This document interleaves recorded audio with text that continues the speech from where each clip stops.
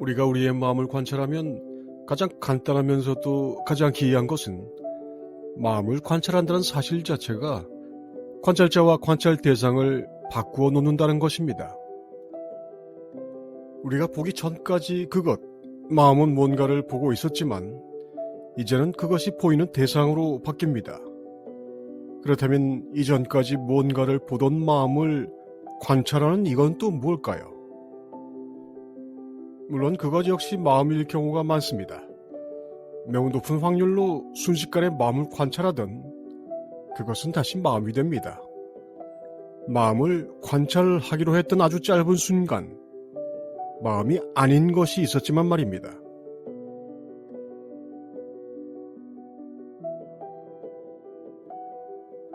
깨닫지 못한 마음의 대부분은 일상을 이런 식으로 관찰합니다.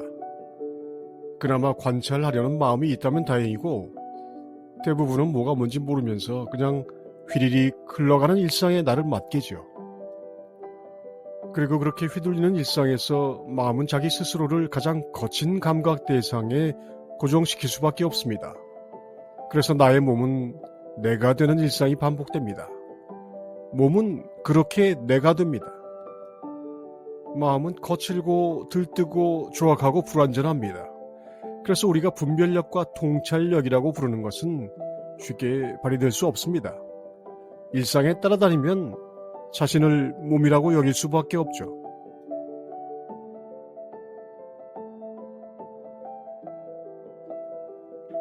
거기에다가 개인적인 에고는 그 자체의 성질 때문에 끊임없이 쾌락을 추구하고 고통을 회피하는 노력을 거의 발작을 하듯 반복합니다. 이게 얼마나 거친 것인지 스스로는 모르죠.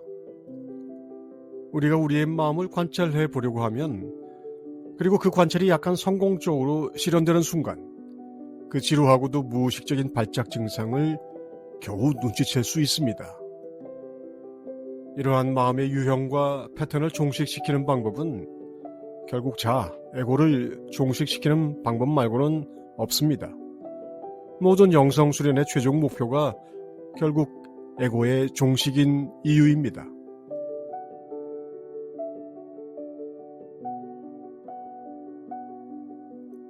그냥 마음 편하게 사는 방법이란 건 존재하지 않습니다. 에고라는 기기 위에 영혼을 얹어놓은 채 평안하기를 바라는 것이 가능하지 않다라는 것을 아는 것이 영성 수련의 입문 조건이죠. 욕망과 두려움이 그 속성인 에고를 종식시키면 우리 자신의 진정한 성품인 행복과 평안이 찾아온다는 것은 입문 후 꽤 오랜 수련을 거쳐 체험을 통해 이해하게 됩니다. 행복과 평안의 근원은 아주 정말 가깝게 있지만 우리가 마음을 관찰할 때처럼 잠깐 보이는 경우가 대부분이어서 이 근원, 성령으로 돌아가려면 아예 거듭나야 한다고 말합니다.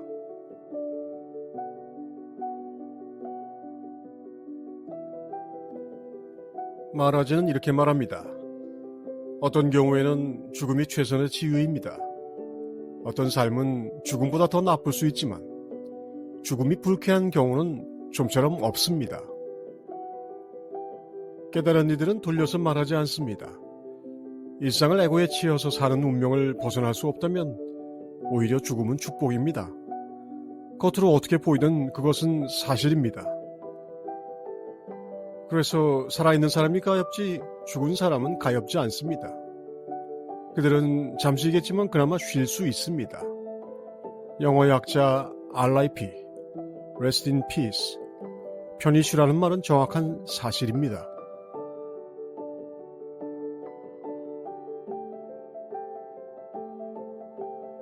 성경과 불경에는 이 사실에 대한 비유와 격언이 많이 나옵니다. 관을 메고 가는 상녀를 본 선사는 말합니다. 죽은 자 넷이 산 사람 하나를 메고 가는구나. 성경의 죽은 자 비유입니다. 영성 수련, 깨달음 공부는 별것이 아닙니다.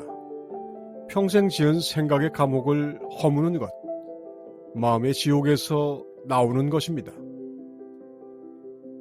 그것이 수련이고 공부인 이유는 감옥을 지으려고 투입한 에너지를 이제 허무는 데 써야 하기 때문입니다. 짓는 데 투입한 에너지보다 적으면 절대 무너뜨릴 수 없겠죠.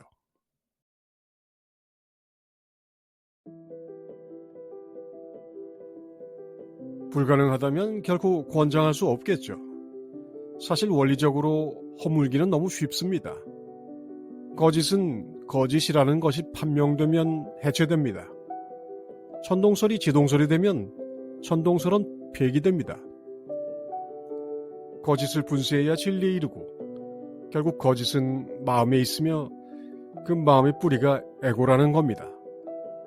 그리고 에고가 믿는 것이 내가 몸이고 그래서 좋고 싫고 욕망과 공포가 있다는 거죠.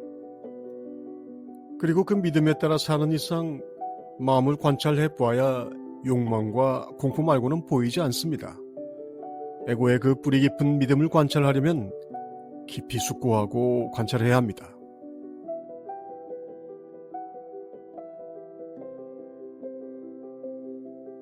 성경이 말하는 진리, 예수가 전하는 사실은 어려운 것이 아닙니다. 내 이웃을 내 몸처럼 사랑하라는 2차적인 이야기는 나중에 하는 것이 좋습니다. 그것은 지금은 불가능한 일이니까요. 1차적인 진리부터 실천해야 합니다. 예수는 말합니다. 나 그리스도는 길이요 진리요 생명이고 너희는 육이 아니라 영, 성령이라는 겁니다.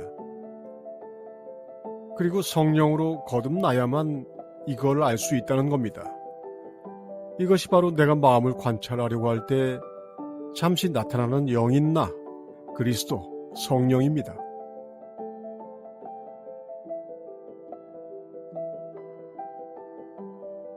우리의 수련이라는 것은 내가 몸이 아니라 영과 동일시하는 부단한 노력일 뿐입니다.